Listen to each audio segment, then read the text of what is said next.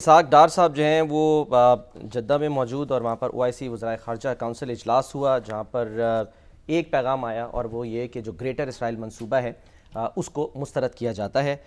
اس سے پہلے اسحاق ڈار صاحب کیونکہ بنگلہ دیش گئے، وہ تاریخی دورہ شامی صاحب 13 سال کے بعد جب اسحاق ڈار صاحب گئے ہیں تو ہم یہ کہہ سکتے ہیں کہ ایک ایسا موقع جب حالات بھی بدلے ہوئے، جذبات بھی بدلے ہوئے اور دوستی کا ہاتھ بھی بڑھ رہا ہے، لیکن ایسے میں ماضی کو بھی کریدا جا رہا ہے، باتیں کی جا رہی ہیں کہ جی 1971 میں کیا ہوا، معافی نہیں مانگی، جو مانگی گئی تھی اس کے بعد کیا وہ کافی نہیں تھی؟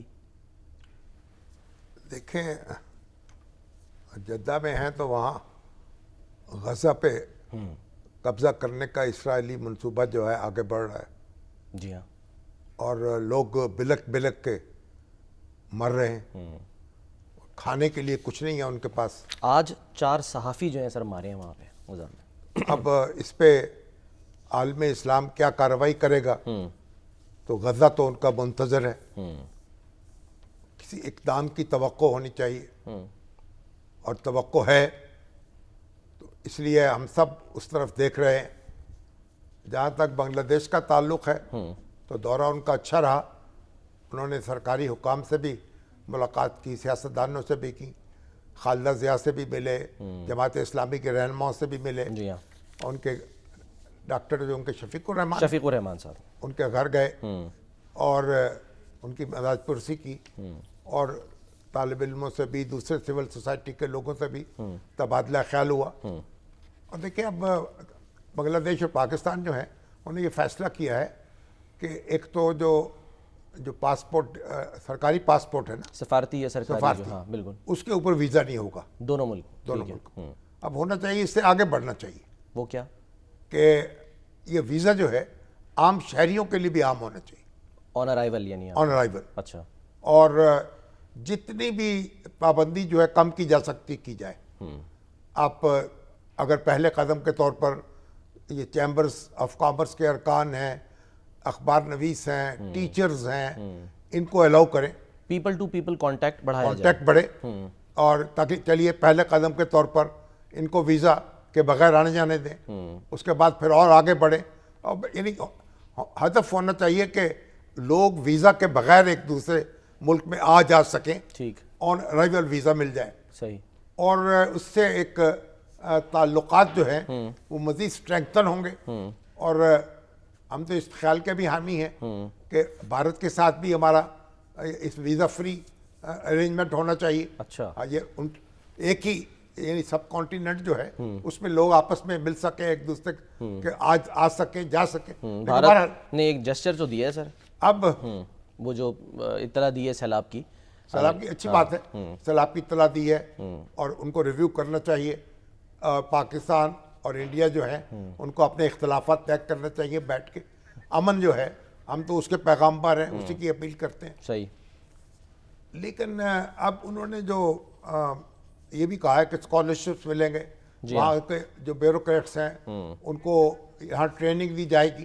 ہمارے پاس بڑی اچھا، ہماری پاس سول سروس اکیڈمیز جو ہیں بڑی اچھی ہیں، ہمارے نیشنل انسٹیٹیوٹ جو پبلک پالیسی کے ہیں، آج بھی یہاں ہمارا جو national institute of public policy ہے جس کے ڈین یہاں ڈاکٹر نوید علیہ صاحب ہیں، انہوں نے ایک بڑا سیمینار تھا، اچھا، یعنی انفارمیشن جو یہ جو آرٹیفیشل انٹیلیجنس جو ہے پبلک پالیسی اس کی اپلیکیشن گورننس کے اوپر کیسے ہو، صحیح، کیونکہ سرکاری افسر وہاں ٹریننگ لیتے ہیں، اعلیٰ سرکاری افسر، تو ایک بڑا اجتماع تھا، حسن اقبال صاحب بھی تھے، ڈاکٹر مصدق ملک بھی تھے، دوسرے بڑے دانشور بھی تھے، بہت سرکاری افسر بھی تھے، ریٹائرڈ بھی، سرونگ بھی۔ صحیح، اب یہ بھی بڑا چیلنج ہے نا کہ وہ کس طریقے سے آپ انٹیلیجنس جو ہے یہ آرٹیفیشل انٹیلیجنس کے کو اپلائی کر سکیں، اس کے لیے تعلیم کی بھی ضرورت ہے، مہارت کی بھی ضرورت ہے، ٹیکنیکل ٹریننگ کی ضرورت ہے۔ اب ہمارے جو ادارے ہیں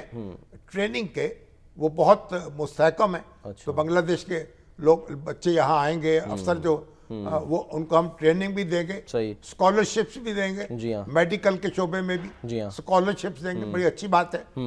لیکن یہ کہا انہوں نے جو وزارت خارجہ ہے بنگلہ دیش کی، اس نے یہ بیان جاری کیا نا، جو اس میں کہا گیا ہے کہ 1971 کے حوالے سے کہ جو ان کے نزدیک جو ایک میسکر ہوا اس پر معذرت کرنی چاہیے.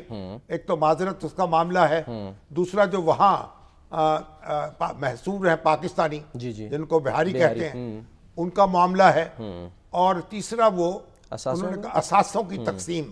اس وقت جو اثاثے تھے پاکستان کے جب 2 حصوں میں تقسیم ہو گیا, اور وہ اثاثے بھی تقسیم ہونے چاہیے. اور 1970 میں وہ اور پھر یہ سیلاب کہا کہ زدگان جو کی طوفان آیا تھا جی جی جی اس کے لیے جو امداد آئی تھی وہ بھی نہیں پہنچی, اس کا بھی کوئی حساب کتاب کرنا ہے. اچھا یہ ساری بات دیکھیے 1971 کے معاملے حوالے سے جب ذوالفقار بھٹو صاحب وہاں گئے تھے تو وہ بھی اس پر بھی معذرت کر چکے ہیں. اس کے 74 بعد میں جنرل پرویز مشرف گئے, وہ بھی معذرت کر چکے ہیں. اسی لیے پھر جو وہاں تھے ہمارے جو فوجی افسر تھے ان پر شیخ مجیب نے کہا کہ ہم کوئی مقدمے نہیں چلائیں گے, اور ایک اس کے بعد شیخ مجیب نے تو ایک قسم کے عام معافی کا بھی اعلان کر دیا تھا بعد میں. اچھا اب دیکھنے کی بات یہ دیکھیے, اب تو یہ ثابت ہو گیا نا کہ جو عوامی لیگ تھی, یہ شیخ صاحب تھے, وہ انڈیا کے ساتھ رابطے میں تھے, اس سے مل کر ایک پاکستان کو توڑنا چاہتے تھے. ٹھیک ہے, تو پاکستان میں بھی کوتاہیاں ہوئی ہیں, لیکن خود وہاں کی جو قیادت تھی وہ بھی کیا کر رہی تھی. تو یہ چیزیں ساری دیکھنی چاہیے,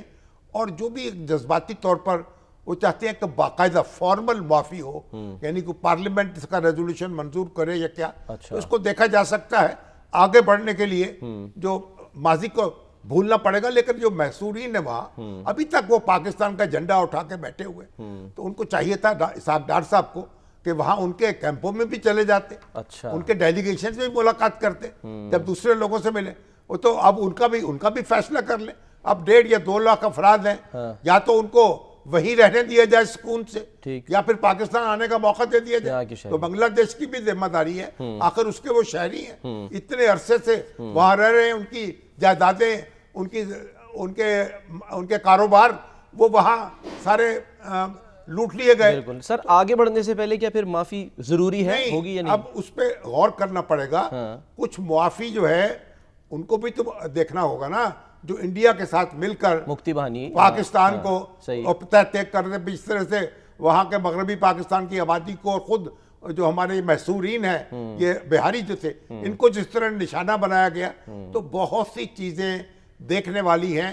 بنگلہ دیش کو بھی دیکھنا چاہیے, پاکستان کو بھی دیکھنا چاہیے. ہمیں کہیں اٹکنے کی ضرورت نہیں ہے. لیکن اس کے ساتھ اب یہ ہے کہ اگر آپ نے جنگ لڑ کے بغاوت کر کے اپنا ایک ملک الگ بنایا ہے, تو وہ تقسیم اس طرح تو نہیں ہوئی جس طرح سے انڈیا اور پاکستان کی ہوئی تھی. اچھا, کیونکہ وہاں تو ایگریمنٹ کے ذریعے ہوئی تھی نا. ہاں جی, کانگریس اور مسلم لیگ دونوں اکٹھے ہوئے, اور انگریز بھی بیٹھے, اور فیصلہ ہوا کہ 2 حصوں میں تقسیم کیا جائے گا ملک کو. ٹھیک ہے, اور آپ نے پھر ایسٹس بھی تقسیم ہوں گے.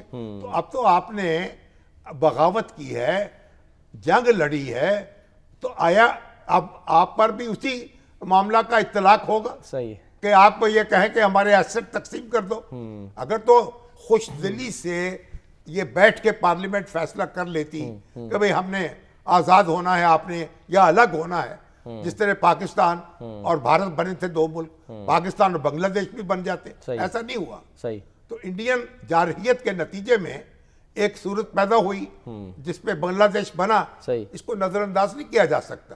باقی پھر یہ ہے ان کی جو وہ طوفان آیا تھا اس کی امداد کیا ہے. مانا یہ میں نہیں سمجھتا کہ ان ساری باتوں کو ہمیں رکاوٹ بننا چاہیے مستقبل کے راستے میں. ان کو بھی سمجھانا چاہیے کہ بھائی یہ بھی آپ کی غلطیاں بھی ہیں, صحیح ہے, اور ہماری بھی ہیں. ٹھیک ہے, تو اپنی اپنی غلطیاں جو ہیں ان کا بھی احساس کرنا چاہیے, اعتراف کریں, ان کا حساب کرنا چاہیے.